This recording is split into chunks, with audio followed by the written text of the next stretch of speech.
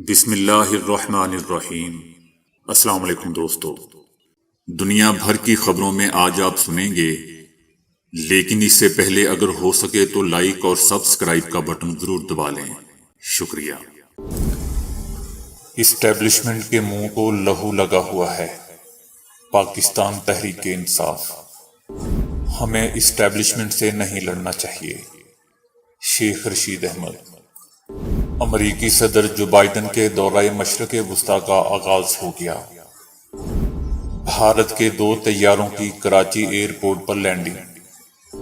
ایران مزید خطرناک بن گیا ہے، صدر جو بائیڈن۔ امریکہ نے غیر ممالک میں حکومتوں کا تختہ الٹنے کی منصوبہ بندی کی تھی، سابق امریکی مشیر۔ ضمنی الیکشن میں نون لیگ 20 میں سے 16 نشستیں جیت لے گی، رانا ثناء اللہ کا دن میں خواب۔ امریکہ میں مہنگائی 9.1% کی بلند ترین سطح پر پہنچ گئی۔ بھارت کا سلامتی کونسل کا مستقل رکن بننے کا خواب پاکستان نے توڑ دیا۔ کسی بھی دوسرے پتھر کو سونے میں تبدیل کرنے والا جدوئی پتھر۔ اپنی اصلیت چھپانے کے لیے لوگ کیا کچھ کرتے ہیں۔ جانور کے مزید 2 دل انسانوں میں منتقل۔ تو آئیے چلتے ہیں اب خبروں کی تفصیل کی جانب۔ پاکستان تحریک انصاف کا کہنا ہے کہ اسٹیبلشمنٹ کے منہ کو لہو لگا ہوا ہے جو انہوں نے سیاسی فیصلے کرنے ہیں۔ پاکستان میں جس طرح سے پالیسیاں بن رہی ہیں یہ مذاق ہے۔ یہ نہیں ہو سکتا کہ ہمارے چند ایک جنرل اور ججز بند کمروں میں بیٹھ کر فیصلہ کر دیں کہ آج سے ہماری پالیسی یہ ہوگی اور اگلے دن وہ بدل جائیں۔ اسٹیبلشمنٹ کے منہ کو لہو لگا ہوا ہے جو انہوں نے سیاسی فیصلے کرنے ہیں۔ انہوں نے کہا کہ یہ بدقسمتی سے پاکستان کی تاریخ ہے جو اب بدل جائے گی۔ پاکستان کے عوام کو فیصلوں کا حق دینا ہوگا۔ پاکستان کے سیاسی فیصلے سیاسی میدان میں ہی ہونے چاہیے۔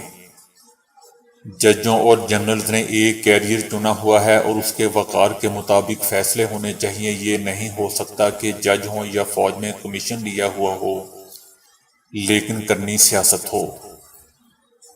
تحریک انصاف کا مزید کہنا تھا کہ بار بار سائفر پر زور دیا گیا لیکن ججوں کی جانب سے کہا گیا کہ سائفر کے بارے میں تفصیل سے بات نہ کریں۔ ایک طرف آپ تحقیقات کرنے کے لیے تیار نہیں ہیں، دوسری طرف یہ کہہ رہے ہیں کہ تحقیقات نہیں کی گئیں اور بات نہیں ہوئی۔ لوگوں کو پتہ ہے کہ آپ سائفر کی تحقیقات کیوں نہیں کرنا چاہ رہے۔ سپریم کورٹ کے فیصلے میں حقائق کو مد نظر نہیں رکھا گیا۔ مریم نواز سزا یافتہ خاتون اور ضمانت پر ہے۔ ایک سزا یافتہ خاتون کیسے کہہ سکتی ہے کہ تیل کی قیمت کم ہو رہی ہے؟ آرٹیکل 6 لگنی شروع ہو جائے تو رسے کم پڑ جائیں گے۔ فیصلہ ووٹ سے کرنا ہے یا سری لنکا کی طرح قوم انقلاب کے لیے تیار ہے؟ شیخ رشید احمد نے کہا ہے کہ جو ہو گیا سو ہو گیا، ہمیں اسٹیبلشمنٹ سے نہیں لڑنا چاہیے۔ شیخ رشید احمد نے کہا کہ سیکیورٹی تب ملتی ہے جب 5 سیکرٹری بیٹھ کر فیصلہ کرتے ہیں۔ میں شریف فیملی کو تقسیم ہوتا ہوا دیکھ رہا ہوں۔ میں سمجھتا ہوں کہ ہمیں اسٹیبلشمنٹ سے نہیں لڑنا چاہیے۔ علی پور میں عمران خان کا جلسہ تاریخی تھا۔ عمران خان نے بڑی محنت کی ہے۔ اگر انتخابات میں دھاندلی ہوئی تو عمران خان احتجاج کی کال دیں گے۔ شیخ رشید احمد نے کہا کہ جسے زمین بیچی اس کا چیک بھی باؤنس ہو گیا۔ مجھے نوٹس دیں، میں حاضر ہوں۔ زمین میری ہے، میں بیچوں یا نہیں تم مامے لگتے ہو۔ مجھے کوئی نوٹس نہیں ملا۔ کل میڈیا کو خبر دی گئی کہ اینٹی کرپشن نے مجھے بلایا ہے۔ حکومت کا دماغ کام نہیں کر رہا۔ امریکی صدر جو بائیڈن مڈل ایسٹ کے دورے کے پہلے مرحلے پر اسرائیل پہنچ گئے ہیں۔ امریکی صدر 2 روز کے دورہ اسرائیل میں اسرائیلی رہنماؤں سے ملاقاتیں کریں گے، جبکہ مغربی کنارے میں فلسطینی صدر محمود عباس سے بھی ملیں گے۔ امریکی صدر جو بائیڈن نے اسرائیل پہنچنے کے بعد بیان میں کہا کہ امریکہ مڈل ایسٹ میں اسرائیل کے انضمام کو مزید فروغ دے گا۔ اسرائیل سے روابط کو مزید مضبوط بنانے کے لیے پرعزم ہے۔ لگتا ہے دوستو کہ امریکہ کا افغانستان سے دل نہیں بھرا جو اب اربوں سے مار کھانے یہاں پہنچ گیا۔ بہرحال صدر جو بائیڈن جمعے کو اسرائیل کا دورہ مکمل کر کے سعودی عرب روانہ ہوں گے۔ صدر جو بائیڈن کا بطور امریکی صدر یہ پہلا دورہ مڈل ایسٹ ہوگا۔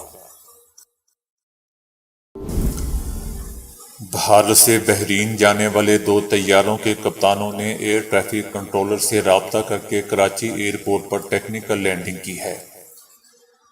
کپتانوں نے لینڈنگ کی اجازت ملتے ہی طیاروں کو ایئرپورٹ پر اتار دیا۔ دونوں پرائیویٹ جیٹ طیارے چینی کمپنی کے تھے اور بھارتی شہر ناگپور سے بحرین جا رہے تھے۔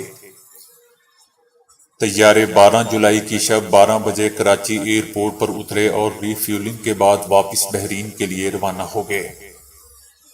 طیارے 12 گھنٹے تک کراچی ایئرپورٹ پر موجود رہے، جہاں انہیں ری فیولنگ کے لیے لینڈنگ کی اجازت دی گئی تھی۔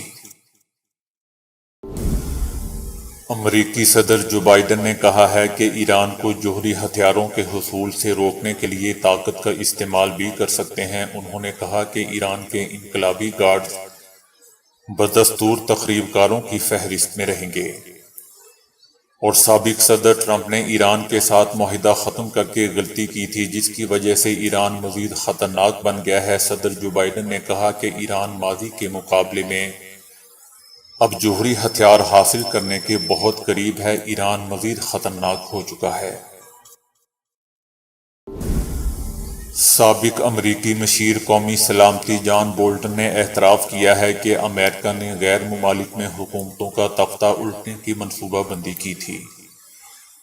ایک انٹرویو میں انہوں نے کہا کہ وینزویلا میں حکومت کی تبدیلی کا تجربہ کامیاب نہیں ہوا تھا۔ وینزویلا کے علاوہ اور ممالک میں بھی کوشش کی۔ ان کا کہنا تھا کہ اس کام کے لیے ان ممالک کی اپوزیشن جماعتوں کی مدد کی جاتی ہے اور اس کام میں بہت محنت درکار ہوتی ہے۔ دوستو، میں نے اپنی پوری زندگی میں رانا ثناءاللہ کو کبھی سچ بولتے نہیں دیکھا۔ امریکی مراسلے میں ساری کی ساری اب کی حکومت کہہ رہی تھی کہ اس میں عدم اعتماد کا ذکر ہے، لیکن یہ سازش نہیں ہے، لیکن یہ اکیلا کہہ رہا تھا کہ اس میں عدم اعتماد کا ذکر ہی نہیں ہے۔ اب تازہ اس کا بیان یہ ہے کہ ضمنی انتخابات میں کوئی ادارہ مداخلت نہیں کر رہا۔ الزام لگانا عمران خان کی عادت ہے۔ رانا ثناءاللہ کا کہنا تھا کہ وہ پہلے یہ بتائیں کہ 2018 میں مسٹر ایکس کیا کر رہا تھا۔ رانا ثناءاللہ نے دعویٰ کیا کہ ضمنی الیکشن میں نون لیگ 20 میں سے 16 نشستیں جیت لے گی۔ امریکہ میں گزشتہ 12 مہینوں کے دوران جون تک کنزیومر پرائز انڈیکس میں 9.1% اضافہ ہوا، جو نومبر 1981 کے بعد سب سے تیز ترین اضافہ ہے۔ امریکہ میں مہنگائی جون میں 9.1% کی بلند ترین سطح پر پہنچ گئی، جس نے امریکی خاندانوں کو مزید نچوڑ کے رکھ دیا ہے۔ پیٹرول کی قیمتوں میں نمایاں اضافے کی وجہ سے مئی کے مقابلے میں کنزیومر پرائز انڈیکس میں تیز اور توقع سے زیادہ تیزی سے اضافہ دیکھا گیا۔ توانائی کی مجموعی قیمتوں میں اپریل 1980 کے بعد سب سے بڑا سالانہ اضافہ ہوا ہے۔ مہنگائی کی شرح کو ناقابل قبول حد تک زیادہ تسلیم کرتے ہوئے صدر جو بائیڈن نے دلیل دی کہ یہ اعداد و شمار پرانے ہیں، کیونکہ اس نے جون کے وسط توانائی کی قیمتوں میں واضح کمی کی عکاسی نہیں کی۔ پاکستان کو سفارتی محاذ پر ایک اور اہم کامیابی اس طرح ملی ہے کہ اقوام متحدہ میں مستقل رکنیت کے حوالے سے پاکستان کا موقف تسلیم کر لیا گیا ہے۔ پاکستانی موقف کو عرب لیگ اور افریقی یونین کی بھی حمایت حاصل ہو گئی ہے، جس کے بعد بھارت کا سلامتی کونسل کا مستقل رکن بننے کا خواب پورا نہیں ہوگا۔ یاد رہے دوستو کہ سلامتی کونسل کی مستقل رکنیت کے لیے 2/3 اکثریت کی حمایت ضروری ہے، جبکہ اس وقت بھارت کے پاس نصف اراکین کی حمایت بھی نہیں ہے، کیونکہ بھارت نے اقوام متحدہ کی قراردادوں کی ہمیشہ خلاف ورزی کی ہے اور وہ مقبوضہ وادی میں انسانی حقوق کی بدترین اور سنگین خلاف ورزیوں میں بدستور ملوث ہے۔ انڈین ریاست چھتیس گڑھ میں 10 افراد نے جدوئی پتھر نہ دینے پر ایک 70 سالہ شخص کو تشدد کر کے جان سے ہی مار دیا۔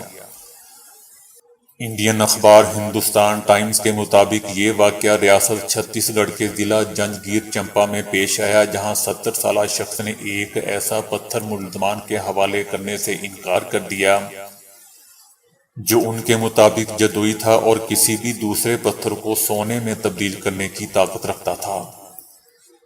پولیس سپرنٹنڈنٹ نے بتایا کہ مقتول بابو لال کا دعویٰ تھا کہ ان کے پاس ایک ایسا پتھر ہے جو کسی بھی دوسرے پتھر کو سونے میں تبدیل کر دیتا ہے اور دفنائے گئے سونے کو ڈھونڈنے میں بھی مدد دیتا ہے۔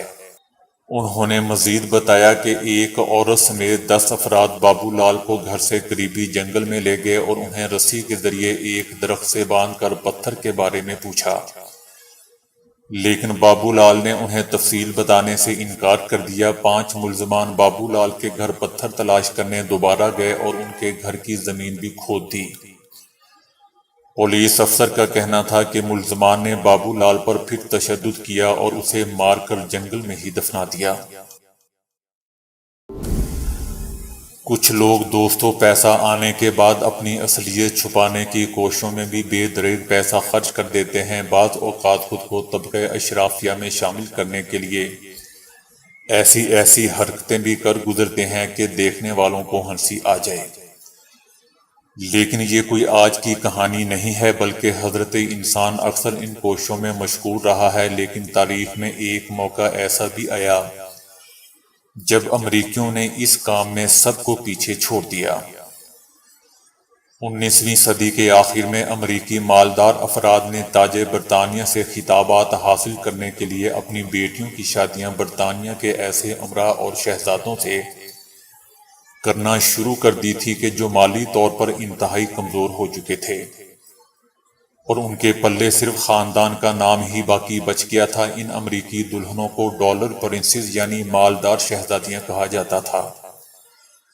سن 1920 کے عشرے کے درمیان ایک اندازے کے مطابق 40 سالوں میں مجموعی طور پر 350 لڑکیوں کی شادیاں برطانیہ میں ہوئیں، جو 25 ارب ڈالر سے بھی زائد مالیت کا جہیز برطانیہ لے کر پہنچیں۔ ان پیسوں سے بہت سے شہزادوں اور امراء نے اپنے محلات کی مرمت کروائی۔ اس کے علاوہ اس رقم نے برطانیہ کے معیشت کو بھی جلا بخشی۔ اس قسم کی سب سے پہلی شادی سن 1874 میں ہوئی، جب جینی نامی لڑکی کی شادی لارڈ چرچل سے ہوئی۔ جینی کے والد ریل اسٹیٹ ڈیولپر تھے، جبکہ لارڈ چرچل بہت مشکل معاشی حالات کا شکار تھے۔ ایسے میں جینی کے والد نے اپنی بیٹی اور داماد کو 50,000 پاؤنڈ کی خطیر رقم دی۔ وہ اس کے علاوہ بھی انہیں رقم فراہم کرتے رہے۔ جینی کے گھر بیٹے کی پیدائش ہوئی۔ اس بچے کا نام ونسٹن چرچل رکھا گیا، جو بعد میں برطانیہ میں نہ صرف اہم عہدوں پر تعینات رہا بلکہ ملک کا وزیر اعظم بھی بنا اور دوسری جنگ عظیم کے ہیرو کے طور پر بھی سامنے آیا۔ اس شادی کے بعد برطانیہ اور امریکہ میں اس طرح کی شادیوں کا رجحان شروع ہو گیا۔ برطانوی شہزادی لیڈی ڈیانا کی پردادی بھی اسی قسم کی شادی کے نتیجے میں برطانیہ آئی۔ ان کی پردادی کا نام فرانسس ایلن ورک تھا، جو کہ ایک سیلف میڈ ملینئر کے گھر 1857 میں پیدا ہوئی۔ سن 1880 میں فرانسس کی شادی جیمز روج سے ہوئی۔ اسی طرح کی ایک مالدار شہزادی برٹش انڈیا کے وائسرائے کی بیوی بھی بنی۔ گنا دنیا بھر کی مقبول اور ہمارے لیے ضروری فصل ہے، لیکن اس کی بہترین اور ماحول دوست اقسام کی ضرورت ہمیشہ محسوس ہوتی رہی ہے۔ اب کرسپس ٹیکنالوجی کی بدولت گنے کی ایک قسم تیار کی گئی ہے جو قدرے ماحول دوست بھی ہے۔ روایتی طریقوں سے گنے کی نئی فصلیں تیار کرنا کوئی آسان کام نہیں ہوتا، کیونکہ اس میں بہت محنت اور وقت صرف ہوتا ہے۔ اب کرسپر CS9 جین ایڈیٹنگ ٹیکنالوجی کے ذریعے بہت تیزی سے ایک بالکل نئی قسم کا گنا اگایا گیا ہے۔ گنا شکر کی پیداوار کا سب سے بڑا ذریعہ ہے۔ اس کے پتے اور تنے کا تیل بائیو ایتھانول جیسا ماحول دوست ایندھن فراہم کرتا ہے اور غیر مضر پلاسٹک بھی دیتا ہے، لیکن اس کی ماحولیاتی قیمت بہت زیادہ ہوتی ہے، کیونکہ گنا کاشت کا وسیع رقبہ نگل لیتا ہے جس سے جنگلات سوکھتے ہیں اور اس کی کاشت کے لیے پانی کی بڑی مقدار بھی درکار ہوتی ہے۔